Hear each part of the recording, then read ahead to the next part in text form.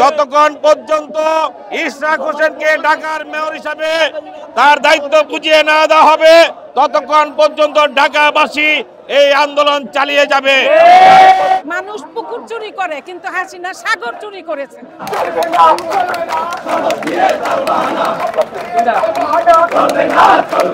বৈষম্যের জন্য যদি আমরা এই পর্যায়ে আমাদের আবার আন্দোলন করতে হয়, ইনশাল্লাহ এটা দাঁত ভাঙা জবাব দিয়ে আমরা ইশরাককে আসনে বসাবো।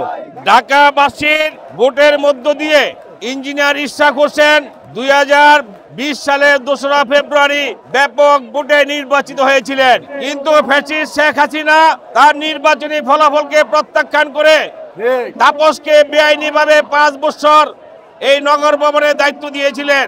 গত কয়েকদিন আগে আদালতের রায়ের মধ্য দিয়ে তাপসকে অবৈধ ঘোষণা করে ইশরাক হোসেনকে বৈধ মেয়র হিসাবে ঘোষণা করা হয়েছে। কাজেই আমরা চাই জনগণের ভোটের প্রতি সম্মান প্রদর্শন করে তাকে মেয়র হিসাবে স্বীকৃতি দিয়েছে, অবিলম্বে তাকে আজকের ভিতরে তাকে শপথ গ্রহণের মধ্য দিয়ে তাকে নগরের দায়িত্ব দেওয়া হোক। যতক্ষণ পর্যন্ত ইশরাক হোসেনকে ঢাকার মেয়র হিসাবে তার দায়িত্ব বুঝিয়ে না দেওয়া হবে ততক্ষণ পর্যন্ত ঢাকাবাসী এই আন্দোলন চালিয়ে যাবে।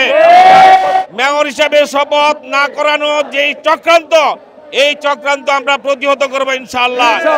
এবং আসিফ মাহমুদকে আমরা বলতে চাই, এক একজন এক এক ধরনের মতবাদ দেয়। আমরা শুনেছি এটা আরেকবার আপিল হয়েছে, যেহেতু হাসিনার আমলের সমস্ত নির্বাচনগুলাই অবৈধ ঘোষণা হয়েছে, তখন তো এইটা অবৈধ। তবে ইশরাক যে সর্বোচ্চ ভোট পেয়ে পাশ করেছে এটা সত্য, কিন্তু হাসিনা কারচুপি করে তাকে ফেল দেখিয়ে তাপসকে পাশ দেখিয়েছে। মানুষ পুকুর চুরি করে কিন্তু হাসিনা সাগর চুরি করেছে। ওর মতো নির্লজ্জ বেহায়া স্বৈরাচারিণী আর পৃথিবীতে দ্বিতীয় নাই। সে পৃথিবীতে এটার জন্য স্বাক্ষর রেখেছে। বাধাটা হচ্ছে বৈষম্য, লুণ্ঠন করতে পারছে অনুপস্থিত মেয়রের জন্য।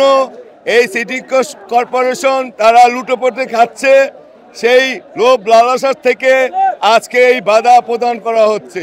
যদি জনতা মেয়র এই আসনে বসে যায় তারা ওই সুবিধা থেকে বঞ্চিত হবে, সেই কারণে আজকে এই বিলম্বিত করছে আন্দোলনে। আমরা স্বৈরাচারকে হটিয়েছি, বৈষম্যর জন্য যদি আমরা এই পর্যায়ে আমাদের আবার আন্দোলন করতে হয়, ইনশাল্লাহ এটা দাঁত ভাঙা জবাব দিয়ে আমরা ইশরাককে আসনে বসাবো। আমরা গেজেট প্রকাশের পরও আমাদের মেয়রকে শপথ গ্রহণ করাচ্ছেন না কেন? এটা একমাত্র তত্ত্বাবধায়ক সরকারের যেই উপদেষ্টা আছেন সমবায় মন্ত্রণালয়ের দায়িত্বে, তার কাছে জানা যাবে কি সমস্যাটা। ডাক্তার ইউনূস সাহেব একজন সম্মানী ব্যক্তি। আমরা এভাবে রাস্তায় ডেলি আন্দোলন করব, তার দেশের ক্ষতি হবে, এটা আমরা চাই না। আমরা চাইব ইউনূস সাহেব দ্রুত গতিতে আগামী 2-1 দিনের ভিতরে যেন আমাদের ইশরাকের শপথ নেওয়ার ব্যবস্থা করে দেয়।